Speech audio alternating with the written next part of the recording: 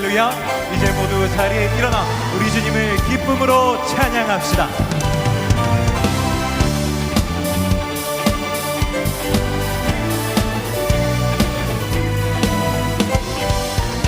내 주 하나님 넓고 큰 은혜는 저 큰 바다보다 깊다. 너 곧 가출을 끌어 깊은 대로 저 한가운데 가보라. 언덕을 떠나서 창파에 뱉기워 내 주 예수 은혜의 바다로 내 맘 거쳐가라. 왜 너 인생은 언제나 거기서 저 큰 바다 물결 보고 그리 모르는 깊은 바다 속을 한번 헤아려 안보라.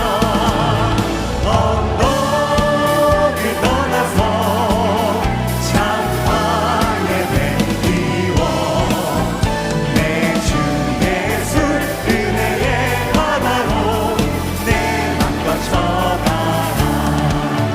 많은 사람이 얕은 물가에서 저 큰 바다 가려다가 찰싹거리는 작은 파도 보고 마음 약하여 못 가네. 언덕을 떠나서 창파에 뱉기워 내 주 예수 은혜의 바다로 내 맘 거쳐가라. 갈 길을 밝히 보이시니 주 앞에 빨리 나갑시다. 우리를 찾는 구주 예수 곧 오라 하시네. 갈 길을 밝히 보이시니 주 앞에 빨리 나갑시다. 우리를 찾는 구주 예수 곧 오라 하시네.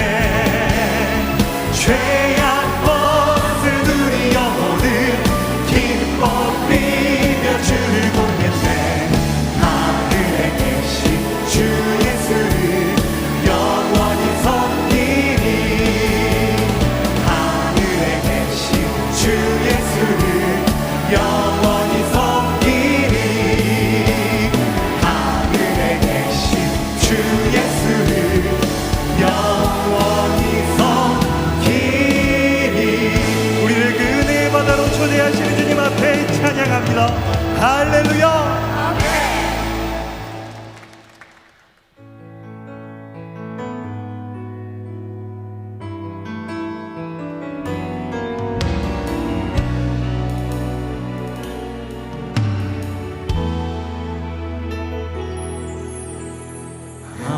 하나님의 그늘 아래 내 모든 것 다 내려놓고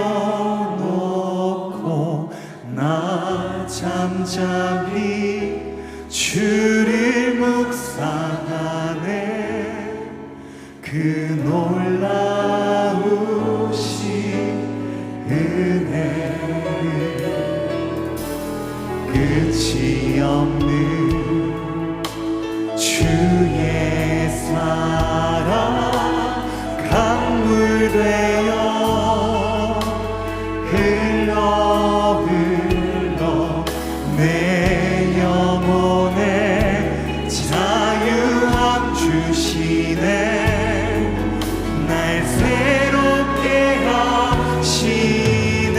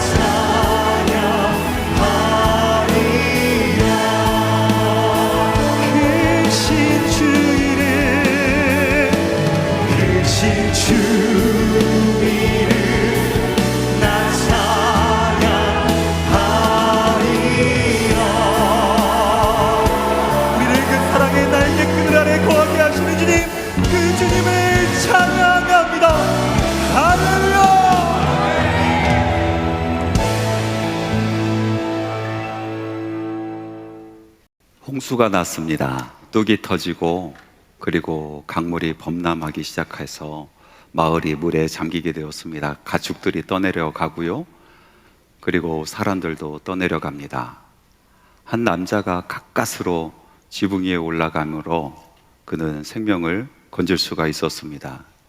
그런데 어디서 여자의 목소리가 들립니다. 살려주세요, 살려주세요. 주변을 살펴보니까 한 아주머니가 보자기를 꼭 끌어안고 둥둥둥둥 떠내려 가고 있는 것입니다. 그래서 그 아주머니를 구하려고 주변에 무엇이 있는가 살펴보니까 마침 긴 장대가 있어요. 그래서 그 장대를 가지고 아주머니를 끌어냅니다. 가까이 왔을 때에 손을 내밀었어요. 그런데 아주머니가 이 보자기를 꼭 끌어안고 손을 내미지 않은 거예요. 아주머니 보자기 놓고 손을 잡으셔야 삽니다 얘기해도 이 아주머니는 손을 내밀지 않고 보자기만 꼭 잡고 있습니다. 순간적으로 이 남자가 생각했습니다. 야, 목숨보다 더 귀한 것이 이 보자기 안에 들어있구나. 그래서 태도를 바꿉니다. 눈빛이 변했어요. 그리고 가지고 있는 장대를 가지고 그 아주머니를 물속 깊이 쑤셔 넣습니다. 숨 쉬려고 나오면 또 쑤셔 넣고, 숨 쉬려 나오면 또 쑤셔 넣고, 결국 아주머니는 물에 잠겨 죽게 되었고요. 보자기만 물 위에 둥실하고 떠 있게 되었습니다. 회심의 미소를 띄우고 막대기로 보자기를 건져냅니다. 그 안에 들어있는 것이 너무나 궁금했습니다. 그래서 허겁지겁 보자기를 열어봅니다. 그 안에 상자가 들어있는 거예요. 상자를 다시 열어보니까 그 안에 편지가 하나 있습니다. 편지를 펼쳐보니까 죄라고 써 있었습니다. 여러분, 사람들은 악합니다. 하나님께서 우리를 만드셨을 때는 참 선하게 만드셨죠. 그런데 우리 안에 죄가 들어옴으로 말미암아 우리는 악한 사람이 되었습니다. 다 겉으로는 착한 척하고 앉아있지만요, 이 안에는 정말 어둠의 그림자 하나씩 끌어안고 살아가는 것이 우리 인생인 것 같습니다. 기가 막히게도 홍수 심판 이후에도 사람들이 악했다 합니다. 오늘은 홍수 심판 후에 사람들과 하나님께서 맺으신 언약에 대한 말씀을 같이 나누려고 합니다.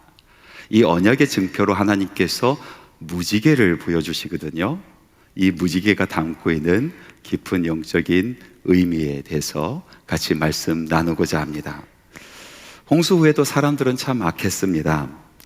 홍수를 통해서 죄인들의 말로가 어떻게 되는지 다 본 사람들입니다. 죄를 짓고 죄를 쌓고 살아가는 사람들이 어떻게 심판에 처하게 될지를 보고 그곳에서 살아나온 사람들이에요. 그 정도 되면은, 야, 이제 죄는 짓지 말고 살아야지, 좀 착하게 살아야지, 선하게 살아야지, 이렇게 생각이 들 법도 한데 그래도 악했다고 합니다. 사실 노아도 성경 말씀에도 이렇게 소개하고 있습니다. 당대의 의인이요 완전한 자라. 그냥 의인, 완전한 자라고 표현해도 될 것인데 당대의 의인이요 완전한 자라라고 말씀하고 있어요. 그럼 이 당대란 것이 무엇일까? 히브리어로 보니까 베도로톱라는 단어를 쓰고 있어요. 이것은 직역하면은 그가 살던 시대들 속에서, 다시 의역하면은 그 사람들, 그 시대 사람들과 비교할 때란 뜻입니다. 그러니까 그 사람들과, 그 시대 사람들과 비교했을 때 노아는 의로웠다라는 그런 뜻이죠. 그러면 그 시대 사람들, 그 시대는 어떤 시대였습니까? 죄가 충만한 시대였습니다. 악이 충만한 시대였습니다. 더 이상 하나님께서 볼 수 없었던 그런 악하고 더러웠던 세대입니다. 심판받을 수밖에 없었던 세대. 그 세대, 다른 사람들보다 비교적 의로웠다라는 그런 뜻을 가지고 있었던 것이죠. 노아가 이 심판으로부터 구원을 받았었던 것은 그가 완벽했기 때문에, 그가 완벽하게 의로웠기 때문에 그런 것이 아니라, 그는 여전히 죄인이었고 여전히 그 마음속에 악함이 있었지만은, 그러나 다른 사람들과는 다른 그런 목적을 가지고 하나님을 찾고 하나님의 이름을 부르는 믿음의 사람이었기 때문에 하나님께서 하신 그 말씀을 붙들어 썼던 사람이었기 때문에 구원을 받은 것이다라는 것입니다. 창세기 8장 21절 말씀에 보니까 그 당시의 사람들에 대해서 하나님께서 이렇게 말씀하고 계십니다. 같이 한번 읽어보겠습니다. 여호와께서 그 향기를 받으시고 그 중심에 이르시되 내가 다시는 사람으로 말미암아 땅을 저주하지 아니하리니 이는 사람의 마음이 계획하는 바가 어려서부터 악함이라.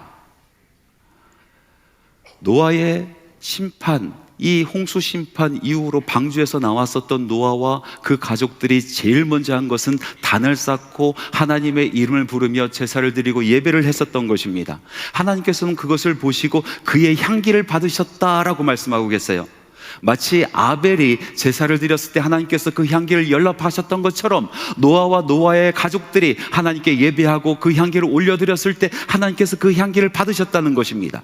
그런데 심장에 그 폐부까지 꿰뚫어 보신 하나님께서 그들을 바라봤을 때 이는 사람의 마음에 계획하는 바가 어려서부터 악함이라. 여전히 악했다. 홍수가 지난 뒤에도 사람은 바뀌지 않았습니다. 바뀌신 분은 하나님이십니다. 하나님께서 다시는 사람으로 말미암아 그 죄악으로 말미암아 땅을 심판하지 아니하리라라고 약속하시고 다시는 내가 물로 너희들을 심판하지 않겠다라고 약속하고 계십니다. 그 약속의 증표로 무지개를 달아주셨어요. 하나님의 말씀 같이 한번 읽어보겠습니다. 창세기 9장 13절 말씀입니다. 내가 내 무지개를 구름 속에 두었나니 이것이 나와 세상 사이의 언약의 증거니라. 무지개를 두셨다라고 하셨어요. 언약의 증표로 무지개를 두셨다. 왜 무지개였을까요? 무지개가 이뻐서 그랬을까요? 아름다워서 그랬을까요? 아니면 이 무지개에 다른 어떤 영적인 의미가 숨겨져 있는 것은 아닐까요? 하나님의 말씀에 보니까 이 무지개라는 단어, 히브리어로 케셋이라는 단어를 쓰고 있어요. 케셋. 이것은 전쟁 무기를 이야기합니다. 전쟁 때 썼던 활을 이야기해요. 활. 그래서 영어로도 무지개를 레인보우라고 얘기합니다. 보우가 뭡니까? 활이란 뜻이잖아요. 활. 활을 걸어 놓으셨다라는 그런 의미입니다.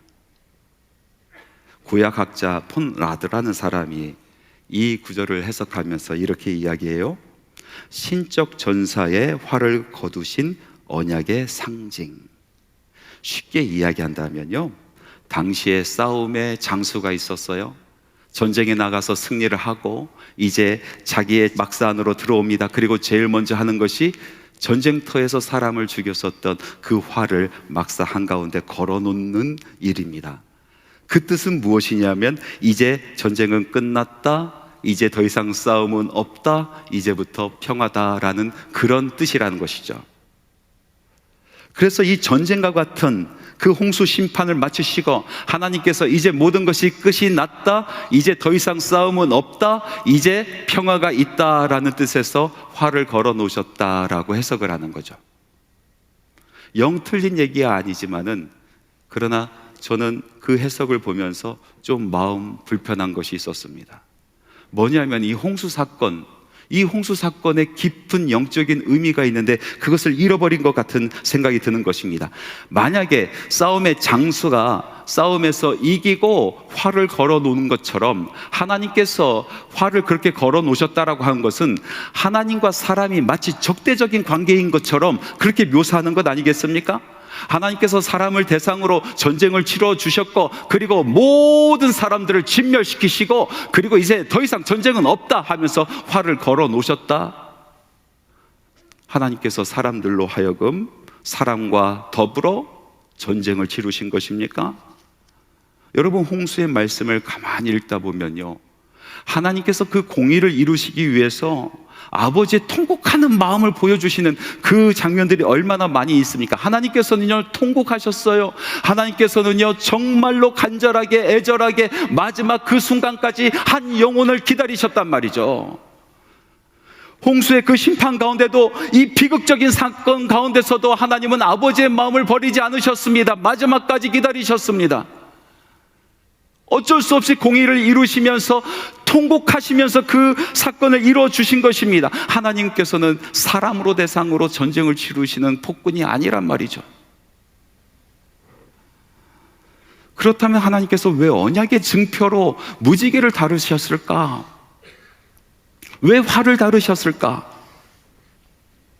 제가 캐나다에 거주하며 살 때 저와 두 자녀, 저희 가족이 함께 캐나다의 저쪽 동쪽 끝에 이 맞닿아 있는 그 대서양에 떠 있는 섬이 하나 있어요. PEI라는 섬이에요. 프린스 에드워드 아일랜드. 참 아름다운 섬인데 그곳으로 여행을 한 적이 있어요. 퀘벡 정도 지났을까요? 저녁 무렵이 됐는데 무지개가 뜨는 거예요. 그 무지개가 정말 이쪽 땅끝 끝에서 쫙 솟아올라서 하늘 끝을 닿고 그리고 저쪽 땅끝까지 쫙 내려온 거예요. 얼마나 아름다웠는지. 너무나 선명하고 너무나 거대하고 너무나 아름다운 그런 무지개였습니다. 우리 가족 모두가 그 무지개를 보면서 와, 무지개다 소리를 질렀어요. 그러다가 제 아들이 저에게 이렇게 이야기합니다. 아빠, 저기 저 레인보우 정말 보우 같아 이러는 거예요. 보우가 뭡니까? 활. 정말 활 같아 라고 얘기하는 거예요. 저는 그 활 같은 무지개를 바라보면서 한동안 정신없이 운전을 했습니다. 그러다가 저도 모르게 눈물이 나기 시작했어요. 무지개가 아름다워서 눈물 난 것이 아니라 무지개를 바라보니까 이 활 같은 무지개가 활시가 팽팽하게 당겨진 채로 하늘을 향해 있는 거예요. 그 무지개가 땅을 향해 있는 것이 아니고 하나님을 향해 있는 거예요. 사람에게 향하여 있는 것이 아니고 하나님 당신을 향해 있는 것입니다. 여러분, 죄의 싹은 사망입니다. 심판하신 하나님의 마음은 너무나 아팠습니다. 슬픔과 고통으로 그 마음에 눈물이 가득 고였습니다. 심판 후에도 사람들을 보았을 때 사람들의 마음은 악하였습니다. 그들이 생각하는 것이 어려서부터 악했습니다. 그 악이 쌓이고 그 죄악이 쌓이고 또다시 사람들은 심판하여 멸망할 수밖에 없는 그런 처지에 놓여 있는 것입니다. 다시 하나님의 마음에는 고통과 슬픔에 눈물로 가득 찰 수밖에 없습니다. 하나님께서는 그래서 차라리 사람들이 멸망할 수밖에 없다라면은 차라리 내가 죽겠다라고 말씀하시는 것입니다. 차라리 그 심판의 활을 사람에게 겨누지 아니하고 나에게 겨누겠다라고 말씀하시면서 그 무지개를 걸어 놓으신 것입니다. 다시는 사람들을 심판하지 아니하리라. 만약에 그럴 때가 오면은 내가 대신하여 죽겠노라. 그가 찔림은 우리의 허물 때문이요 그가 상함은 우리의 죄악 때문이라. 그가 징계를 받음으로 우리는 평화를 누리고 그가 채찍에 맞음으로 우리는 나음을 받았도다. 우리는 다 양 같아서 그릇 행하여 각기 제 길로 갔거늘 여호와께서는 우리의 모두의 죄악을 그에게, 우리 그리스도에게, 우리 예수님께 담당시키셨도다. 하나님께서 보신 것처럼 역시나 사람들의 죄악은 없어지지 않았습니다. 그 악함이 없어지지 않았습니다. 죄가 쌓이고 그 악이 충만할 그때에 하나님께서는 팽팽했었던 활시를 당기십니다. 그리고 독생자 예수 그리스도께서 그 죄값을 치르셨습니다. 십자가에 달려 돌아가셨습니다. 여러분, 무지개는요, 우리 하나님께서 우리를 위하여 대신 죽겠다 하시는 대속의 의미를 가지고 있었던 것입니다. 두 번째로 이 언약의 증표였었던 무지개, 이 무지개를 보면요, 하나님께서 펼치신 넓으신 팔 같다라는 생각이 듭니다. 두려워 떠는 우리 사람들을 향하여 펼치신 하나님의 넓으신 팔입니다. 홍수 후에도 사람들은 악했고 두려움에 가득 찼습니다. 그들이 상상하지도 경험해보지도 못했던 일들을 경험했기에 더욱더 그랬습니다. 여러분, 2017년도에 포항에 대지진이 있었어요. 땅이 흔들리고 건물이 막 무너지기 시작했어요. 벌써 10년이 다 지나가는 일입니다. 여전히 그곳에서 그 지진을 경험했었던 사람들은 후유증을 겪고 있어요. 건물을 믿지 못하는 거예요. 딛고 서 있는 땅이 안전하다는 것을 믿지 못하는 거예요. 여러분, 사람은요, 땅에서 24시간 삽니다. 우리는 땅 위에 눕고 땅 위에 일어섭니다. 땅 위에서 이야기하고 땅 위에서 일을 합니다. 우리는 땅을 믿고 있습니다. 이 땅은 흔들리지 않을 거야, 경고해 라고 믿고 있기 때문에 우리가 살아가는 것 아니겠습니까? 그런데 땅을 믿지 못하고 땅이 흔들린다라고 그렇게 생각이 들면요, 두려워서 살 수가 없는 거예요. 외상후 스트레스 장애입니다. 여러분, 이 홍수의 심판의 사건은 지진의 사건과 비교할 수 없는 것이었습니다. 건물이 무너지는 사건과 비교할 수 없는 사건이었습니다. 땅에 구멍이 나고 하늘에 구멍이 나고 하늘과 땅이 완전히 뒤엎어지는 그런 사건이었습니다. 이 엄청난 사건 속에서 많은 사람들이 함께 지냈었던 사람들이 몰살하는 그 장면을 지켜봤었던 사람들이 있습니다. 작고 작은 배 안에서 그 수도 없이 많은 짐승들과 함께 1년을 버텨왔습니다. 암흑 속에서 짐승들의 울음소리만 24시간 들었던 사람들입니다. 짐승들의 분노 냄새를 24시간 맡았던 사람들입니다. 지체 많은 파도가 매일같이 그 배를 뒤흔들었었던 그 세월을 1년 동안 경험했었던 사람들입니다. 그것을 어떻게 잊겠습니까? 두려워 떨었습니다. 방주에서 나온 뒤로도 혹시 조금이라도 비가 내리면은 이 사람들은 심장이 둥둥둥둥둥 뛰고, 그래서 방주로 다시 달려가기 일쑤였어요. 죄악으로 말미암아 어떤 심판을 받았는지 그것을 너무나 잘 아는 사람들이었습니다. 그런데 자기 자신을 봤을 때 자기는 여전히 죄인입니다. 여전히 나의 마음속에, 나의 심령 가운데 악함이 있다는 것이 깨달아집니다. 하루도 살 수가 없는 것입니다. 내가 언제 또 죄를 지을지, 그것으로 말미암아 심판을 받을지 두려워 떨고 살아갔었던 사람들입니다. 홍수와 같은 혼돈의 세월들이 그들의 삶 가운데 펼쳐져 있었던 것입니다. 이 공포와 절망 가운데 있었던 사람들에게 하나님께서 다가오십니다. 하나님께서 그들에게 다시는 홍수로 너희들을 심판하지 아니하리라라고 약속하시고, 약속의 증표로 무지개를 달아주십니다. 내가 내 무지개를 구름 속에 두었나니 이것이 나와 세상 속에 언약의 증거니라. 두려워 떠는 사람들에게 팔을 활짝 여시고 나에게 달려오라. 이제 내가 너를 심판하지 아니하리라. 내가 너희들과 함께하리라. 내가 너희들을 용서하리라. 약속해 주신 하나님의 팔입니다. 가만히 생각해 보면요, 저는 참 악한 사람입니다. 어려서부터 생각하는 것, 계획하는 것이 악했어요.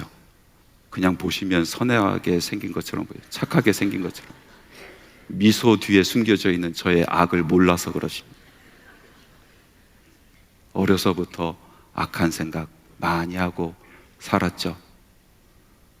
저는 제 어머니를 많이 속였습니다. 엄마, 영어 공부하게 사전이 필요해. 사전 사게 돈 줘. 그리고 몇 주 후에 엄마, 딕셔너리 사게 돈 줘. 그나마 이 정도면은 낫다라고 얘기하는 사람이 있습니다. 어떤 사람은 이렇게 얘기합니다. 군대를 보냈더니 엄마에게 전화합니다. 엄마, 총 사야 돼. 돈 붙여줘. 옆에 듣고 있었던 아빠가 뭐래 하니까 총 사야 된대. 아유, 그놈이 효자네. 효자요. 부모 생각해서 육군 갔어. 공군 갔으면 어떡했어.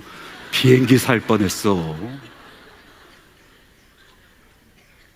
여러분, 우리가 어려서부터 생각하는 것이 약해요. 저는 세례받으면은 제 안에 있는 악이 다 씻겨지는 줄 알았어요. 그런데 그렇지 않더군요. 목사 되면은 선해지는 줄 알았어요. 그런데 오히려 내 안에 있는 악이 더욱더 깊숙한 곳에, 은밀한 곳에 자리 잡는 거예요. 그래서 고백합니다. 저는 죄인입니다. 저는 하나님 앞에서 정말 죄인입니다. 한 여인이 있었어요. 삶이 너무나 힘든 거예요. 할 수 있는 것이 아무것도 없어요. 그래서 몸 파는 일을 하면서 생활을 했어요. 마을 사람들이 다 압니다. 그 사람 몸 파는 사람이라고. 그러던 어느 날 그 마을에 한 목사님이 부임해서 오셨고, 그리고 이 몸 파는 여인을 전도했습니다. 예수 믿기로 하였습니다. 교회 나가보니까 너무나 행복하는 거예요. 찬양도 너무나 좋고 예배가 너무나 감동스러운 거예요. 아, 나도 예수 믿어야겠다. 나도 세례 받을래요. 어떻게 하면 세례 받을 수 있습니까? 그리고 세례 교육을 마쳤습니다. 세례 받는 날이 다가옵니다. 사람들이 손가락질을 하면서 이야기하는 거예요. 뒤에서 수군거립니다. 세례 받는다고 그 몸이 깨끗해질까? 세례 받는다고 그 죄인된 삶이 의인의 삶으로 바뀔까? 여인이 세례를 받고 많은 회중들 앞에서 섭니다. 그리고 이렇게 고백합니다. 네, 예수 믿고도 저는 여전히 죄인입니다. 그런데 예수 믿기 전과 예수 믿은 후가 달라진 게 있습니다. 예수 믿기 전에는 내가 죄인인 줄 모르는 죄인이었고, 예수 믿은 다음에는 내가 죄인인 줄 아는 죄인이 되었습니다. 여러분, 예수 믿고 예수를 영접하여도 우리는 여전히 죄인입니다. 사도 바울은 이렇게 고백합니다. 내가 죄인 중에 괴수라고. 여러분, 사도 바울의 이 고백은 예수 믿기 전의 고백이 아닙니다. 사도 바울의 이 고백은 예수 믿은 지 얼마 되지 않아서 했었던 고백이 아닙니다. 평생도록 예수님을 따라다니고 평생도록 예수를 위해 살다가 그러고 나서 자기 삶을 돌이켜보니까 내 심령 가운데 여전히 악이 존재하고 내가 생각하는 모든 것이 악한 것을 바라보고 나는 죄인입니다. 나는 죄인 중에 괴수입니다 라고 고백하고 있는 것입니다. 나는 죄인이기 때문에 하나님의 은혜 없이는, 그 하나님의 용서하심 없이는 살 수 없습니다 라고 고백하는 고백인 것입니다. 홍수가 끝나고 노아와 가족들이 방주에서 나와서 제일 먼저 제단을 쌓고 하나님의 이름을 부르며 예배를 하였습니다. 도대체 이 예배 가운데 노아는 무슨 기도를 드렸을까요? 이 예배 가운데 노아와 노아의 식구들은 무슨 고백을 했을까요? 하나님, 저는 여전히 죄인입니다. 그럼에도 불구하고 하나님께서 저를 의롭다라고 여기셨습니다. 하나님께서 죄인된 저를 의롭게 여기시며 심판을 면하게 하셨습니다. 이제 나의 삶 가운데 내가 지금도 돌이켜봐도 나는 여전히 죄인인데, 내가 내 마음속에서 생각하는 모든 것이 어려서부터 악하였는데 하나님의 은혜 없이는, 하나님의 용서하심 없이는 나는 살 수 없는 그런 죄인입니다 고백하지 않았을까요? 하나님께서 그 예배를 받으십니다. 그 향기를 받으십니다. 그 고백을 받으십니다. 그리고 하나님께서 약속하여 주셨습니다. 두려워하지 말라, 떨지 마라. 두 팔을 벌리시면서 하나님께서 말씀하여 주십니다. 죄책감에 시달릴 때마다, 죄에 대한 형벌이 무서워질 때마다 나를 향하여 달려오라. 내가 너희를 용서하마, 내가 너희를 안아주마 라고 약속해 주시는 말씀인 것입니다. 우리는 하나님 앞에서 죄인입니다. 어느 누구도 하나님 앞에서 의로운 사람 없습니다. 그런데 하나님께서 정말로 우리를 바라보시면서 힘들어 하시는 것은 우리들이 죄인인 것을 힘들어 하시는 것이 아니라 죄인된 그 사실을 가지고 하나님으로부터 멀어지는 것을 힘들어 하시는 것입니다. 하나님과 등지는 인생을 살까봐 하나님께서는 전전긍긍하고 계시는 것입니다. 왜 이토록 하나님께서는 우리를 용납하여 주시는 것입니까? 왜 이토록 하나님께서는 우리에게 대하여 이토록 관대하신 것입니까? 그 이유가 무엇입니까? 돌이켜보면은 저희 어머니가 사전을 몰랐겠습니까? 딕셔너리가 몰랐겠습니까? 다 알고 계심에도 나를 용납하시고 여전히 사랑하시고 두 팔 벌려 안아주셨어요. 하나님께서는 우리가 죄인이란 것을 알고 계십니다. 하나님께서는 우리 생각을 알고 계십니다. 그럼에도 불구하고 하나님께서는 우리를 용납하십니다. 하나님께서는 우리의 죄를 용서하여 주십니다. 달려오기만 한다라면은, 그 품에 안기기만 한다라면은, 등을 돌리고 떠나가지 않는다라면은, 하나님의 약속을 부여잡는다라면 하나님께서는 용서해 주시는 것입니다. 오늘날 우리가 바라봐야 될 그 언약의 증표는 무엇입니까? 무지개 말고 하나님께서 다시 우리에게 보여주신 그 언약의 증표는 바로 예수 그리스도의 십자가인 줄 믿습니다. 십자가를 통하여 우리 주님께서 두 팔을 벌리셨습니다. 우리를 기다리십니다. 그러면서 선포하며 약속하십니다. 내가 내 죄를 대신하여 담당하였으니 두려워하지 말라, 무서워하지 말라. 내가 나의 언약의 피로 너의 상처를 싸매고 고치리니 힘들어하지 말라, 아파하지 말라. 내가 지는 십자가를 같이 지고 이 세상 길 걸어갈 테니 쓰러지지 말라, 무서워하지 말라, 다시 일어나라 약속하고 계시는 것인 줄 믿습니다. 사랑하는 성도 여러분, 과거에 어려움으로 인하여 여러분 인생이 발목 잡혔습니까? 여러분 힘든 상황 속에 여러분 헤매고 있습니까? 너무나 좌절된 그런 상황 속에 계십니까? 아니면 여러분을 돌이켜 봤을 때 죄로 가득하고 악으로 가득한 나의 심령을 바라보면서 나는 더 이상 하나님 앞에 가까이 갈 수 없다라고 생각하고 계십니까? 오늘도 하나님께서는 언약의 팔을 활짝 펴고 계십니다. 우리 주 예수 그리스도께서 그 십자가 위에서 그 언약의 팔을 활짝 펴고 계십니다. 여러분 달려가시기 바랍니다. 여러분 그 품에 안기시기 바랍니다. 바로 그곳이 생명이 있는 곳이요, 바로 그곳에 용서가 있는 곳이요, 바로 그곳에 권능이 있는 줄 믿습니다. 사랑하는 성도 여러분, 오늘 여러분들과 함께 홍수 이후의 사람들, 그리고 그 사람들과 하나님께서 맺으신 그 언약, 그 언약의 증표 무지개에 대한 말씀을 나눴습니다. 그 무지개는 대속의 약속이었어요. 차라리 내가 대신 그 죗값을 치르마. 그 무지개는, 무지개를 보고 언약의 말씀을 듣고 달려오는 사람들을 안아주시는 하나님의 넓으신, 우리 주님의 넓으신 팔입니다. 성도 여러분, 무지개가 떴습니다. 죄악과 혼돈의 인생의 구름 뒤로 무지개가 떴습니다. 무지개를 바라보십시오. 무지개로 달려가십시오. 그 언약을 부여잡으십시오.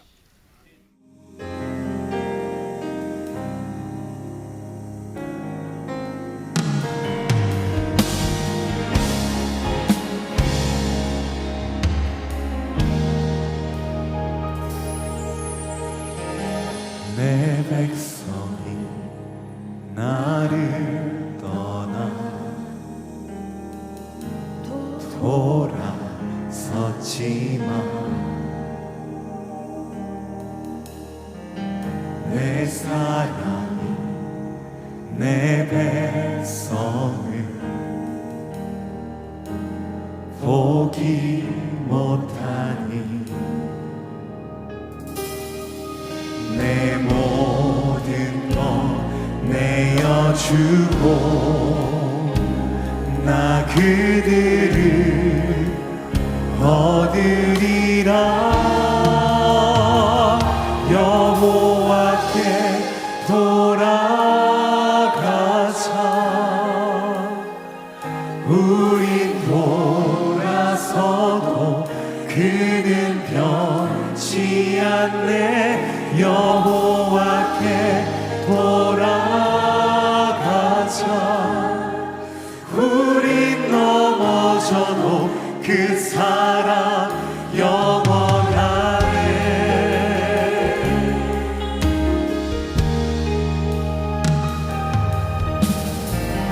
내 백성 나를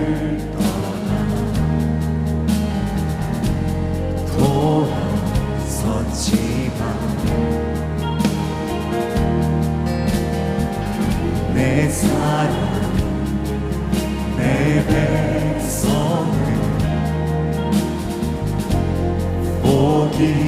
못하니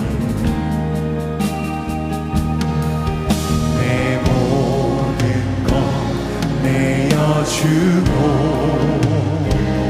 나 그들을 얻으리라.